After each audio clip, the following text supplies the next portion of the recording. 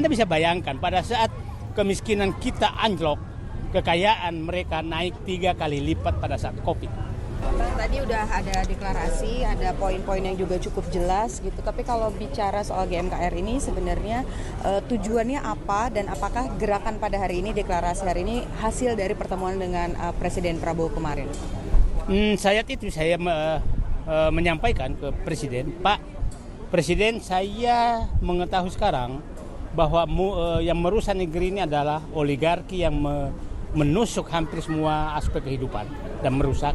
Dan Presiden menyatakan saya dukung gerakan ini untuk mengembalikan kedaulatan rakyat dari oligarki. Jadi sepertinya ada sambutan yang sama dan kami berharap bahwa Presiden yang memiliki kekuasaan kita dukung dari luar agar memang negeri ini diselamatkan dari oligarki. Kan saya kemukakan tadi oligarki ini betul-betul merusak semua sendi kehidupan. Kita tidak pernah mengharapkan bupati, wali kota, gubernur, mungkin presiden terpilih dari orang yang tidak dibawa kendali oligarki. Sehingga jangan heran kalau penggusuran terjadi di mana-mana dan pejabat hanya diam. Contoh aja di Banten umpamanya PIK 2 itu gubernur tidak pernah bisa bicara, bupati tidak pernah bisa bicara, DPR tidak pernah bisa bicara karena memang mereka adalah kaki tangan oligarki. Jadi harus diputus bahwa oligarki berhenti berkuasa di Indonesia dengan cara bahwa kita rakyat Indonesia melawan mereka untuk mengamankan tanah-tanah rakyat yang akan digusur oleh mereka, hutan-hutan diambil, tambang-tambang diambil, kemudian digunakan untuk menyogok para politisi. Oke, Bang, tadi kan juga saya dengar di dalam itu ada yang teriak kita Garuda bukan naga. Artinya oligarki ini memang mengarah ke 9 naga, konglo-konglo atau gimana, Bang? Ya dari nama-nama yang ada memang seperti itu.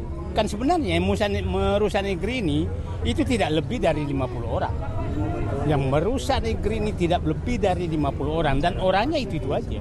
Jadi tidak bisa dibantah. Anda bisa bayangkan pada saat kemiskinan kita anjlok, kekayaan mereka naik 3 kali lipat pada saat COVID. Artinya perampokan masih berlanjut terus oleh mereka dan tidak ada jalan lain. Ini negara ini harus diselamatkan dari mereka. Mereka sudah menjajah rakyat ini. Jadi mohon maaf, saya emosi karena saya tahu persis datanya dan saya tahu persis pelakunya dan saya tahu caranya melakukan. Cara melakukan yang saya sudah jelaskan tadi, ini memang bahwa pejabat kita itu gampang disogok dan hanya pejabat yang bisa disogok yang bisa terpilih untuk menjadi pemimpin dan itu kita harus hentikan. Nah, rakyat kita juga salah. Rakyat kita gampang sekali disogok. Kasih 50.000 udah pindah.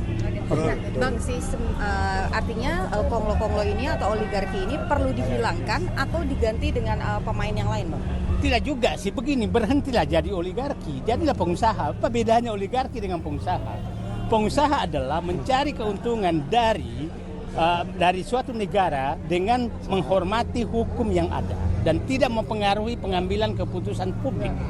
Kalau oligarki adalah pengusaha yang menyogok, saya ulangi, pengusaha yang menyogok kekuasaan dan aparat hukum dan menggunakan dari hasil rampokan mereka. Setelah dia menyogok, maka dia mengajak pejabat itu untuk memenuhi keinginannya untuk menambah perampokan dan itu berlanjut terus akhirnya rampokannya semakin banyak dan semakin kuat dompetnya untuk menyogok siapapun. Oke, dan GMKR melihat bahwa itu dilindungi oleh Kapolri sekarang Listio Sigit Prabowo. Saya melihat bukan saja ini, memang ini sudah menggurita dari dulu, tapi puncaknya saya katakan oligarki ini menjadi puncaknya di 10 tahun terakhir di rezim Joko Widodo.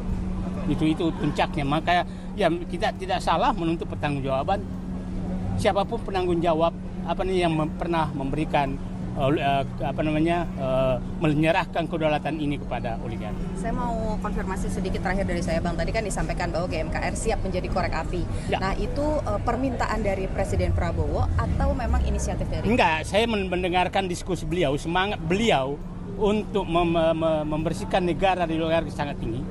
Dan saya menafsirkan bahwa sebenarnya obor untuk membakar sarang tawon itu dia sudah pegang, tongkat untuk menusuk sarang tawon juga sudah dipegang, tapi sayangnya beliau belum punya korek api menyalakan obor, sehingga kami bersedia menjadi korek api untuk menyalakan obor tersebut agar madu-madu yang ada di sarang tawon itu yang pernah dirampok itu diambil dan diserahkan pada negara. Oke, itu perumpamaan yang sangat ini. Kalau Pak Prabowo salah, kalau tidak menyiapkan koreknya, obornya tidak menyala, maka tahun itu akan menyerang beliau. Dan pada saat saya ketemu, saya menyatakan, Bapak Presiden, waktu Bapak pendek sekali, dan Bapak ada pada titik to kill or to be killed.